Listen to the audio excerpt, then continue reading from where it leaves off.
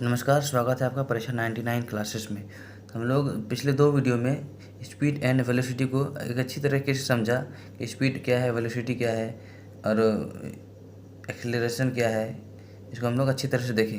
आज हम लोग देखते हैं कि कोई भी ऑब्जेक्ट है, वस्तु है, और उसको हम नीचे से ऊपर फेंकते हैं।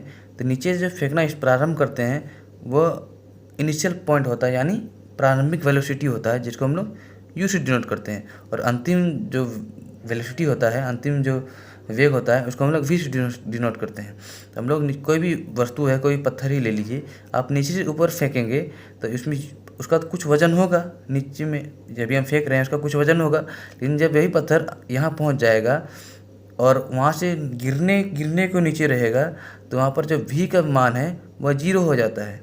v का मान 0 होगा, तब वो पत्थर पुनः ज़मीन की ओर आ गिरेगी।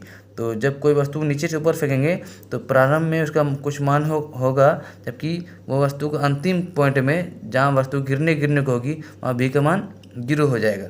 इसके उल्टा जब कोई वस्तु हम ऊपर से नीचे की ओर फेंकेंगे, तो ऊपर से फेंकेंगे उस वक्त u का मान 0 होगा। यानी हम ऊपर से अगर नीचे फेंक रहे हैं तो वहाँ प्रारंभिक वेग का मान 0 होगा, क्योंकि वह धरती की ओर, ज़मीन की ओर गिरने को होगी। u का मान 0 होगा, जबकि वह जब गिर जाएगी अंतिम पॉइंट पे होगी, यानी भी का कुछ भी में, यानी अंतिम वेग में उस वस्तु का कुछ मान जरूर होगा। याद रखेंगे, नीचे से ऊपर फेंकेंगे तो u का मान कुछ होगा, जबकि v का मान 0 होगा। और वहीं अगर कोई वस्तु को ऊपर से नीचे फेंकेंगे तो ऊपर से यानी u का मान 0 होगा और v का कुछ ना कुछ मान होगा। ठीक है।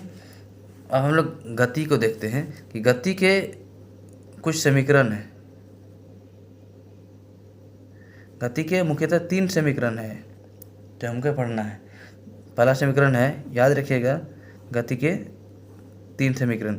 v = u + at। पहला समीकरण है v = u + at। v बराबर अंतिम वेग, u बराबर प्रारंभिक वेग, एक मतलब एक्सेलरेशन, त्वरण, टाइम मतलब t मतलब टाइम यानी समय। पहला समीकरण हो गया v = u + at। दूसरा समीकरण हो गया s यानी डिस्प्लेसमेंट।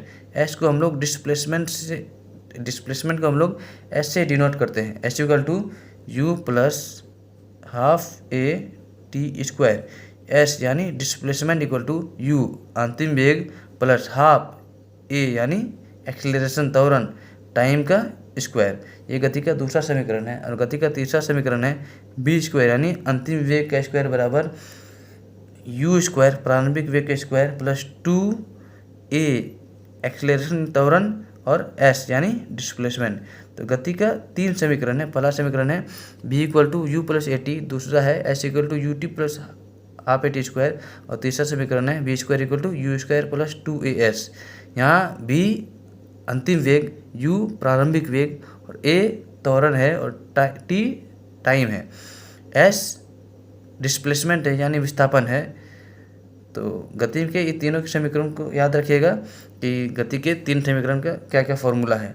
इसमें हम लोग अगर पहला समीकरण में, दूसरा समीकरण में और तीसरा समीकरण में अगर हम लोग u का मान 0 रख देंगे और a का मान 0 रख देंगे, गति का तीनों समीकरण में अगर u का मान 0 और a का मान हम 0 रखते हैं, u का मान 0 यानी ये ख़त्म हो जाएगा, a का मान 0 यानी ये ख़त्म हो जाएगा। क्या क्या बचेगा?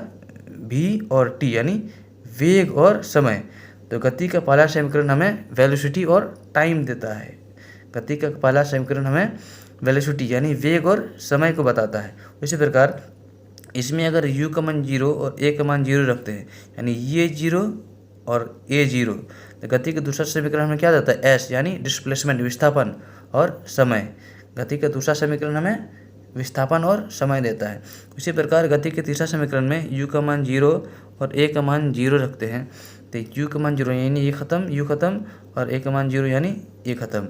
गति का तीसरा समीकरण जो v² = u² + 2as है, इसमें हमें वेलोसिटी यानी वेग और डिस्प्लेसमेंट, वेग और विस्थापन में संबंध बताता है। तीनों समीकरण क्या क्या है? v = u + at, u 0 रखेंगे और a का मान 0 रखेंगे, तो हम लोग वेलोसिटी और टाइम में रिलेशन देता है गति का पहला इक्वेशंस। और जबकि दूसरा में डिस्प्लेसमेंट और टाइम में रिलेशन बताता है, जबकि तीसरा समीकरण वेलोसिटी और डिस्प्लेसमेंट में रिलेशंस बताता है। तो ये गति का 3 समीकरण है, ये गति का 3 समीकरण है, वेलोसिटी का 3 इक्वेशंस है, जिसको हम लोग अच्छी तरह से देखें। ये आज पूरी जो है स्पीड एंड वेलोसिटी जो चैप्टर है, स्पीड एंड वेलोसिटी चैप्टर है, वो समाप्त हुआ। और हम लोग देखें कि चाल क्या है, दूरी क्या है, त्वरण क्या है, विस्थापन क्या है, और कैसे कुछ ऑब्जेक्ट को नीचे से ऊपर फेंकते हैं तो यू का मान कब जीरो होगा और बी का मान कब जीरो होगा, और ऊपर से नीचे फेंकते हैं तो यू का मान जीरो कब होगा और नीचे में क्या क्या मान होगा, जिसको हम लोग अच्छी तरह से देखें। तो कैसा लगा आपका वीडियो बताइए, कमेंट करके ज़रूर बताएं, और चैनल को सब्सक्राइब कीजिए और दोस्तों से शेयर कीजिए। धन्यवाद। जय हिंद, जय भारत।